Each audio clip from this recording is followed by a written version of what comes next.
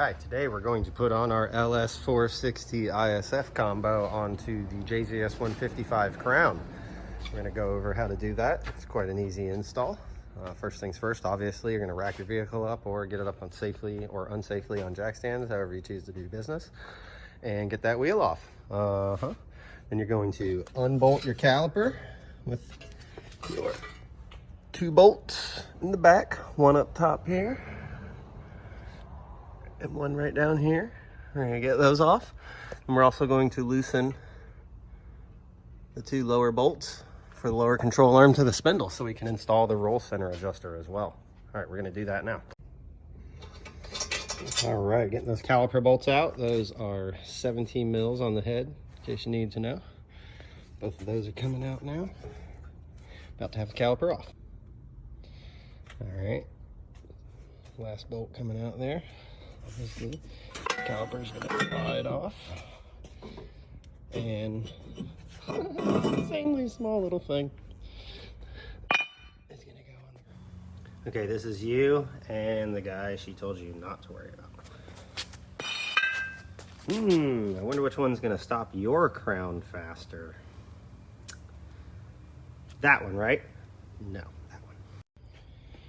Okay, and because our new rotor is so massive, the factory cooling duct is way too small. You have 2 options.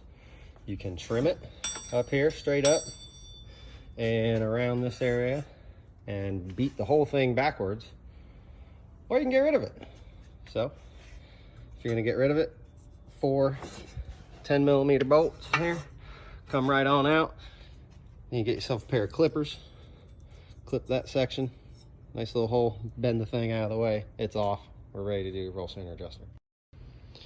You're gonna wanna get you a pair of these clippy boys. Come in here, clip it right about there, and right there as well, and then we'll bend it out of the way. All right, we've clearance that out a little bit, there you go. Rubbish. Now that we have the brake duct off, if you're installing longer studs, if you're going to be running spacers or whatnot, now's the perfect time to do that, as everything is still bolted up nice and firm and everything's out of the way. So now we're going to do the roll center adjusters. I'm going to undo these 2 on the lower side here. I've already loosened them up a little bit, so they're going to come straight off. And then this is going to lift up, and we're going to install our spacers and the new hardware that's provided. Here's our provided 30mm roll center adjusters, made out of stainless. That way they don't rust or anything. Just gonna lift that up, pop these on, correct side down on both sides, and then drop the spindle right back down on. All right, now we're gonna install our caliper adapter bracket. Obviously both sides are included, and it comes with all hardware. These will be the caliper mounting bolts, and these will be the bolts used to mount the bracket to the spindle. So up here, comes from behind, bolts in place just like that. We're gonna get that bolted in, see how the roll center adjusters help clearance your lower steering arm so the bolt can go in and out, and you can get these things installed easily. It can be done without, but it's a lot easier with. All right, we got the Allen head bolts here tightened up nice and snug. Bracket is installed, but we're gonna install the locking nuts on the rear for double redundancy here. So those are going to go on and get cinched down nice and tight too. Next up, we'll be putting on our rotor and then the caliper. All right, got our rotor hung on here, and I just put 1 lug nut on there to keep her on. That way her nice and safe, doesn't fall off on your foot and give you a bad day. All right, we've got our pads, and we've got our anti-rattle clips installed already.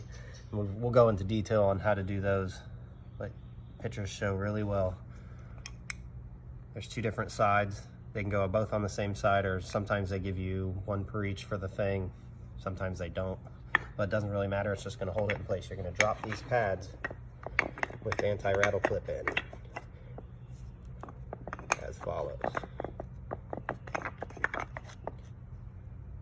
Then we're going to come over here and get this clip. This clip is going to grab onto and go through, let's see, go through these holes just like so, and then go around those tabs, and we're gonna insert the pin through the pad and the clip into both sides. All right, got that back pin in, that tension clip is in. So the front one is gonna go in nice and easy, same way. Then we're gonna locate this clip into the holes, and it snaps on those pins. And the last one remaining is gonna lock the pins in place. You can rotate the pin to fit the wire directly in, and then around the tab, do the same to this side. Wire goes into the pin, and tab goes around. Caliper is now loaded.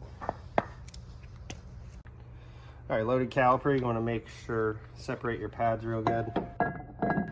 Get it drop on nice and easy. We got our 2 supplied caliper bolts.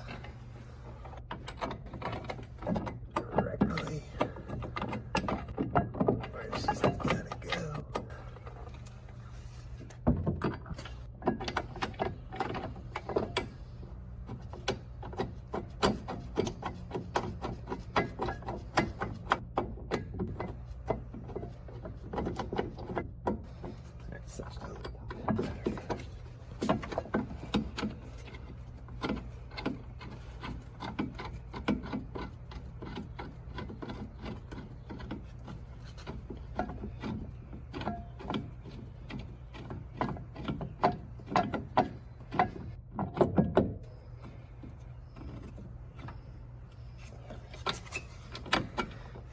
Get that lower one to go in.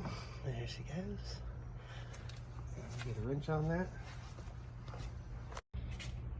All right, got the whole front assembly on. All that's left would be fill your caliper up with fluid, swap your brake line over, or if you're doing stainless hoses, swap your stainless hoses over at that time, and then bleed the whole front kit out. And you're gonna enjoy the performance upgrade, I think.